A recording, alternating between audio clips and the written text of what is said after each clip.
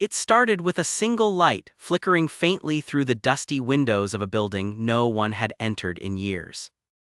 The university had long since closed this wing, sealing its doors after a scandal no one dared to speak of openly.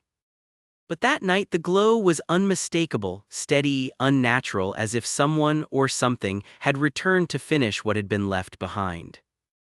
I first heard about it from Daniel, an old maintenance worker who'd been at the campus longer than anyone else.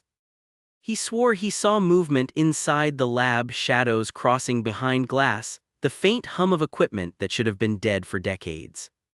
His voice trembled as he told me it wasn't just the lights, there was this smell like chemicals and something else I can't describe.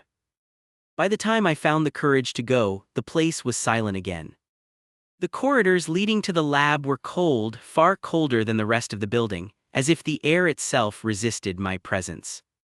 My footsteps echoed too loudly, and with each step I could feel it, the weight of something unfinished waiting just beyond the final door. The door wasn't locked, that was the first thing that unsettled me. For a place supposedly sealed off since the early 90s, the handle turned too easily, and the hinges didn't groan like I expected. Inside, the air felt heavy, clinging to my skin with a faint chemical tang that made my throat tighten. I could make out rows of tables covered in dust, except for one near the center of the room. That table was different. The dust there had been disturbed, smudged by recent movement. A small microscope sat to one side, its lens capped, and beside it, a glass container half filled with a cloudy amber liquid. Something organic floated inside, its outline shifting slightly as though it was reacting to the light. I froze when I noticed a notebook lying open beside the jar. The handwriting was jagged, hurried, and the date scrawled in the corner made my stomach turn, just 3 weeks ago. Whoever had been here hadn't been gone for long. I leaned closer, scanning the words when I caught it, a faint sound from the far corner. A slow, deliberate drip of liquid hitting metal, and the realization that I wasn't alone. I turned toward the sound, my pulse thudding in my ears. In the dim light, I could just make out a figure, slender, hunched, motionless, standing near a sink in the back of the lab. For a moment I thought it was a mannequin, some leftover prop from an old experiment, but then its head tilted slowly, unnaturally. "Who's there?" My voice cracked, betraying more fear than I wanted. The figure didn't answer. Instead, a faint, rasping breath echoed through the room. I stepped forward, careful not to knock over the equipment, my shoes whispering against the tiled floor. As I drew closer, I saw the pale outline of a man's face, gaunt, unshaven, eyes too wide, glinting in the half-light. He looked like he hadn't seen daylight in years. His clothes were worn, stained with dark smears I couldn't identify.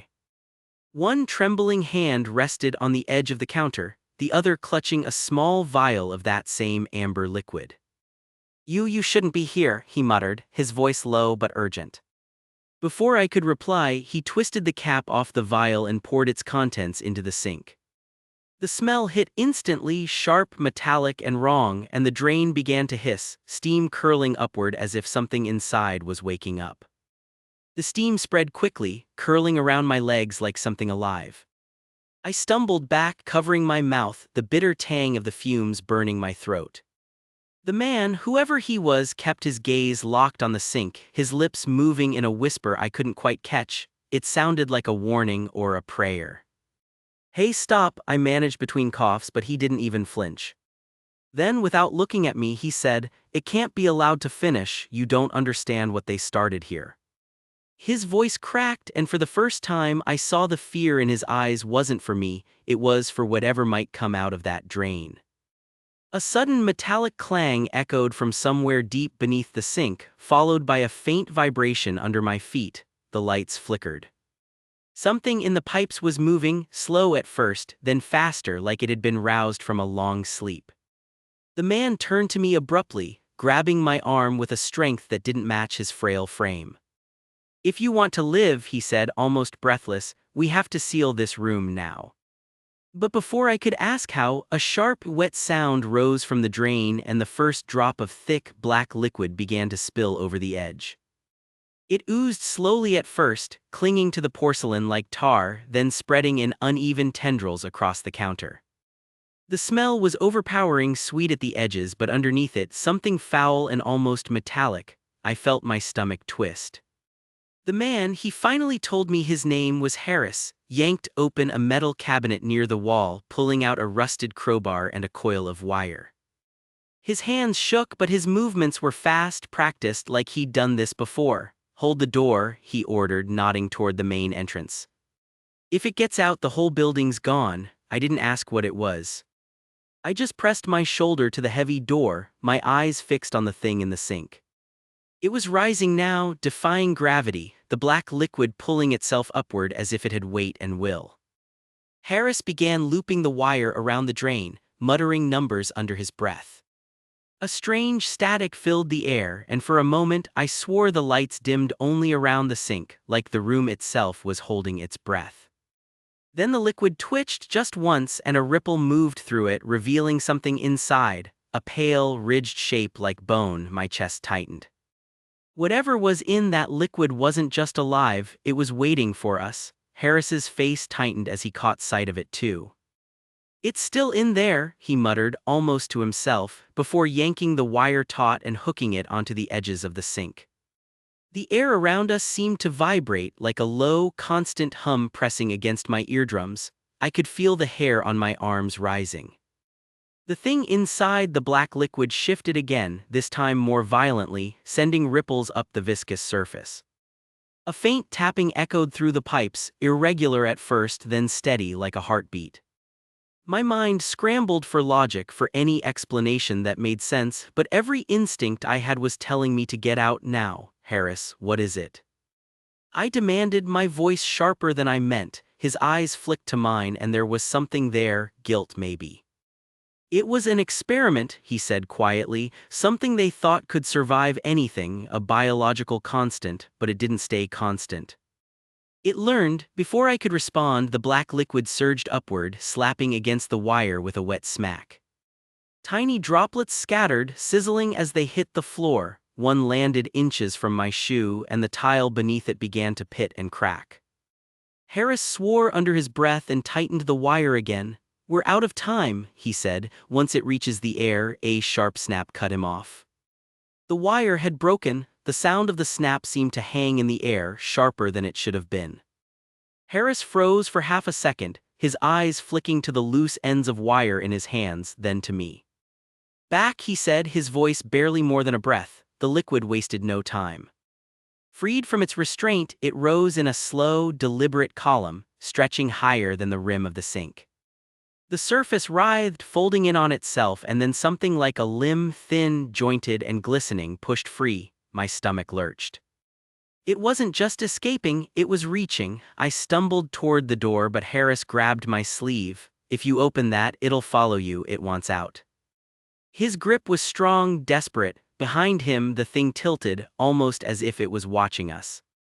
Then came a sound I hadn't expected, a faint, almost human whisper threading through the low hum that filled the room. It wasn't in English, but the tone was clear. A call, maybe a command. The column of liquid jerked forward, splattering the counter. A droplet landed on Harris's forearm, and he cried out, yanking his sleeve up. The fabric had dissolved instantly, the skin beneath already blistering. "Harris," I reached for him, but he shoved me away. "Go," he hissed, clutching his arm. "You have to seal the corridor before it." The rest of his words drowned under a sharp, wet crack as the limb lashed outward, knocking over the glass jar on the table. Its contents spilled across the floor, and the hum deepened into something far more alive. The spill spread fast, seeping into the cracks between the tiles like it knew where to go. Harris staggered back, his injured arm clutched tight against his chest, his breathing ragged. The hum had shifted now, no longer a low vibration but a pulsing rhythm that seemed to sync with my heartbeat, pulling me closer in spite of every ins. Tinked, screaming to run, I forced my legs to move, skirting the edge of the room toward the emergency shutter controls near the door. The panel was old, the plastic yellowed and brittle, but the switch was still intact. My fingers hovered over it when I felt a sudden warmth at my ankle. I looked down. A thin ribbon of the black liquid had broken away from the main mass, snaking silently across the floor toward me. It stopped just short of my shoe, the tip rising slightly, swaying side to side like it was sensing me. I stepped back, but it followed smooth, unhurried, certain. "Harris, it's splitting," I shouted, but his eyes weren't on me. He was staring at the main mass in the sink, his lips parted, face pale. "It's not just one organism," he said, almost in awe, "it's a network." The ribbon at my feet lunged. I slammed the switch, and with a heavy groan, the metal shutters began to descend over the door. But they were slow, far too slow. The liquid's movement quickened, its tendrils stretching forward, determined to reach me before the room was sealed. I kicked the ribbon away, but it clung to the sole of my shoe like glue, stretching as I stumbled back. The shutter was halfway down now, its grinding motor echoing through the room. Harris had dropped to one knee, rummaging frantically through the cabinet again. "Keep it back," he barked, though his voice was hoarse, fading. I grabbed a nearby stool and swung it down hard onto the tendril. It recoiled, snapping back toward the main mass, but not before a few drops sprayed outward, sizzling where they landed. The acrid smoke stung my eyes, blurring my vision. Through the haze, I saw Harris pull out a small metal canister with a corroded valve. He twisted it sharply, and a rush of cold vapor burst into the air, rolling low across the floor. The liquid reacted instantly, shuddering, retreating, almost folding in on itself. "Liquid nitrogen," he coughed, "buys us seconds, not more." The shutter was nearly closed now, just a narrow gap at the bottom. I could hear the thing moving faster, a wet slapping sound as more tendrils spilled over the sink's edge, slithering toward the exit. "Out now." Harris shoved the canister into my hands and pushed me toward the gap. I dropped to the floor, sliding beneath the descending metal, the cold vapor trailing with me. As I scrambled to my feet on the other side, I saw Harris still inside, standing between the mass and the half-closed door, his silhouette wavering in. The steam, then the shutter slammed shut, cutting him from view. The silence that followed was almost worse than the noise. I stood there, breathing hard, my palms slick against the cold metal of the shutter. No shouts, no movement, just the faint hum still bleeding through from the other side. It was quieter now, steadier, almost as if the thing had settled. I pounded on the door. "Harris," nothing. I pressed my ear to the metal, straining to hear something, anything, but all I caught was a slow, wet drip. My gut twisted. The corridor lights above me flickered, and for a second I thought I saw a shadow move across the gap at the bottom of the shutter. Too slow to be Harris, too deliberate. I stepped back, heart hammering, my mind screaming at me to run, but my legs wouldn't listen. Then a sound came, soft, distorted, like a voice warped through water. My name. It was Harris's voice, but it didn't sound right. The vowels stretched, the consonants clipped, like something was learning how to form the words. I backed away, the canister still in my grip, my eyes fixed on that narrow line of darkness at the floor. The voice repeated my name again, clearer this time, and then it laughed. I turned and ran, the sound chasing me down the corridor long after it should have faded. Somewhere deep in my chest, I knew that whatever was in that lab, it wasn't staying there forever. I didn't stop running until I was out of the building, the cold night air burning my lungs. The campus was silent, as if nothing had happened, but I could still feel it, like an invisible thread pulling at the back of my mind. Somewhere behind that shutter in the dark it was waiting, and Harris, or whatever was left of him, was with it. I've replayed that night in my head more times than I can count, the smell, the hum, the way it said my name.